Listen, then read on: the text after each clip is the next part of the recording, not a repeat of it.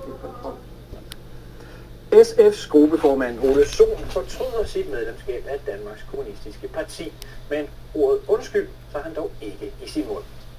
Det er i denne pressemeddelelse, udsendt fra SF's partikontor, at Ole Sohn i dag tager afstand fra sin egen rolle i Danmarks Kommunistiske Parti. I skarpe vendinger kalder Sohn det blandt andet for en klar fejl at gå med i DKP, og hvis man spørger, om han i dag fortryder, så er svaret selvfølgelig ja. Ved tidligere lejligheder har Sohn ellers svaret sådan her. Så der er ikke nogen, der får nogen undskyldninger for dig? Jamen altså,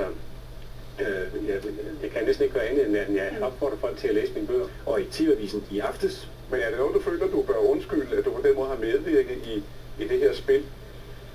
Jamen det er det, jeg siger, at jeg vil have utrolig gerne have den her sag foruden. Jeg vil have helst, når man ser tilbage, sige, at det havde været meget bedre for mig, hvis jeg havde meldt mig ud af DKP i 86-87 og meldt mig ind i SF. Men i dag skærper Ole Sohn altså tonen, dog stadig uden at tage ordet undskyld i sin mund.